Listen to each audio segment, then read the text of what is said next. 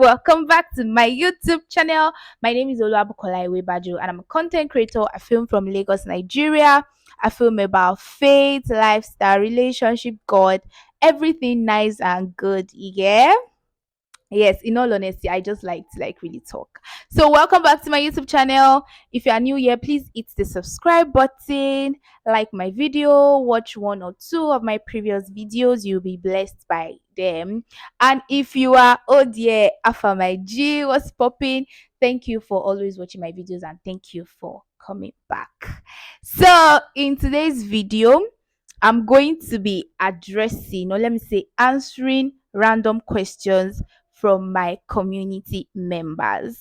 So I have a community on WhatsApp. We are called TSP Lovers. We're a community that has been equipped to equip others. We're a community that are pursuing and living impactful lives. We're a whole lot of vibes like love, love, love dwells within us. Like God is with us. God is with us. So I asked my community members to ask me random questions and I will just be addressing those questions or answering those questions in this video. So let's get right into it. So these questions are actually very random, from business to God to my personal life and experiences. So I'm just going to start with the first one. Childhood experiences I'll never forget. I'm just going to share one. I have quite a number, but I'll share just one. So there was one time my mom cut my hair like Gorimapa style, as in Afarikolodo style. One gay, nothing like just because I did something. I feel like this should be a whole story time video. So if you want to hear the story of how my mom cut my hair, I feel like I should even invite her. Let her come and explain herself because I still cannot wrap my head around the reason why she barbed her hair because that hair owed me. The hair was natural, number one. Like I'd suffered to keep that hair. I was always doing Kiko. And she's the one that used to make that Kiko for me. And one day I just did one thing. And he did not even pity me. Every time I remember, I have a pictorial image to when the Baba combed this. Even Baba was helping me to beg that day for you to know that the hair was long and it was LD and it was fine. But my mother cut it in annoyance. I think I was in GS2 when she cut that hair. And I did not make my hair till like maybe SS2 or SS3 because of that thing. And when I started making my hair, I could not keep natural hair again until now. Since that time, this is the first time I've tried to keep natural hair again. Mommy, you did me bad. But I think you have to come and explain. Yes, if you are watching this video, mommy, you have to come and explain. I'll bring her here to explain why. And I'll tell you guys the reason why she cut the hair. So that's one childhood experience that I can never forget. Or one of them. So things people don't know about me. Should I be exposing myself?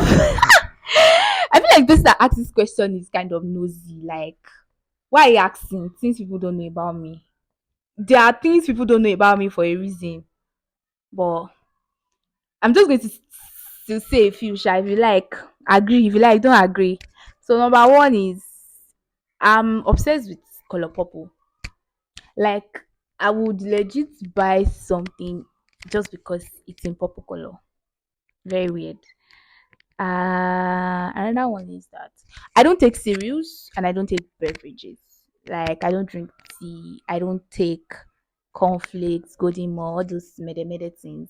And I don't have sweet tooth actually. Like I don't take junks. Like I will eat them, but it's not something that is very constant in my life. Do you understand? I eat very healthy. Mm, okay, another one is that my favorite biscuits is Kems cream crackers, like that yellow one. If you know, you know. That's what people don't know about me. And if you don't take this as that, that's a problem. What's the hardest part of being TSP? Okay, so the hardest part of being TSP is the fact that I I have some level of influence and I have to be very careful what I put out there. Not like I'm living my life in a certain way, like I'm being myself, God helping me, but there are some certain things that I will not be able to do because of the level of influence. It's kind of scary because, like, I could post the most random thing and somebody will just say, oh, they're going to do it because CSP is doing it. So I have to be like very careful with that. Yes. So that's one of the hardest thing about being TSP. It's kind of scary actually. So it's the influence that I have. Let me just put it like that. So craziest 9 to 5 experience, you guys. So this one, somebody in my office actually resigned via WhatsApp. Like this person sent his superior a WhatsApp message and said he wasn't coming to work anymore. Like that was it. It's actually very crazy. I'm like, ooh, because normally you're supposed to give like 2 weeks notice, and all this guy just he left and dropped a WhatsApp message. So how did I launch my brand? And number two, is it mandatory to have enough finance before launching a brand? So I'm going to answer the first question.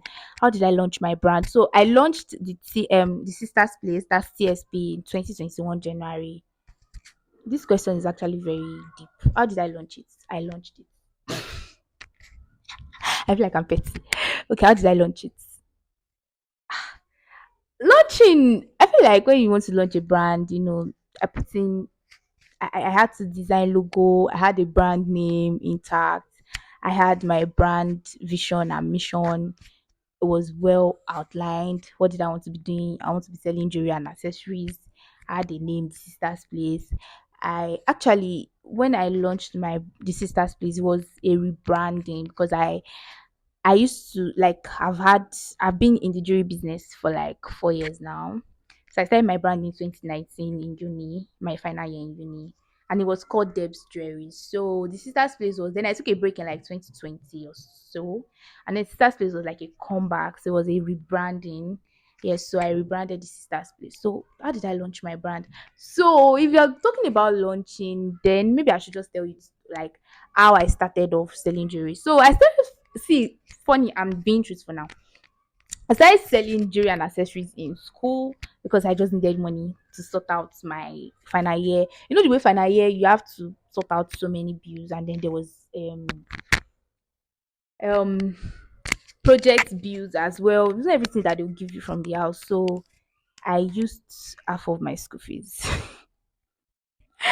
I used half of my 400 level school fees to actually start my brand. Yes. So I think that's how I launched. I used half of my secondary of my final year school fees to start. So that's how I started. I divided my school fees into two. The school fees that my father gave me, I divided it into two. And my mother was on it actually.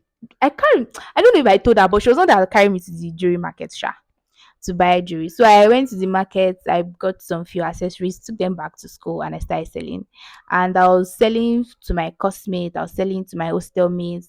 I was moving from hostel to hostel as well, trying to do some marketing and advertising.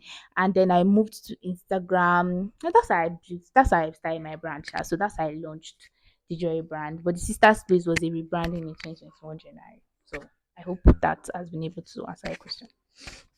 Is it mandatory to have enough finance before launching a brand? Okay, so when I started my business, when I started Devs Jewelry, I started with capital, right? Because I was in school environment and students cannot be doing you have to show them jiggets because I was selling on the spot and I was selling mostly offline.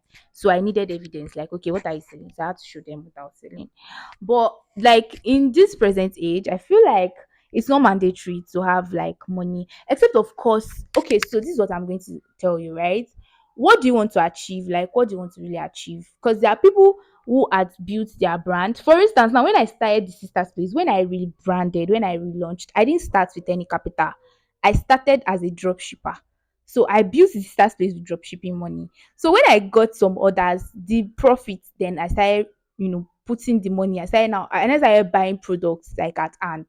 So yes, it's very possible. It's not mandatory, and it depends on the kind of business you are also trying to build actually. So what are you trying to sell? That's the niche you are trying to go into. is it like, do you need money to actually stock up? Is it something that you can just be a drop shipper for a start, and then as time goes on you pump in money and start, stocking up items? So I think it just depends on the kind of brand you are trying to build, and also your own personal goal. So yeah, that's it. So this person said that, dear TSP, I struggle with reading the word. I'm getting my prayer on track, but I find it very hard to study the word. And even when I try to, I don't understand it. I just read and I don't see or get any rema. Please help me. So um my advice for this person is just that I'm getting my prayer life on track. But I find it very hard to study the word. So this is it, right? Dwell on the word. That's what I'm just going to tell you. Like, dwell on it. And also, so this is something that I do even when I'm reading anything, not just the Bible. I always pray. Like, I'll pray for understanding.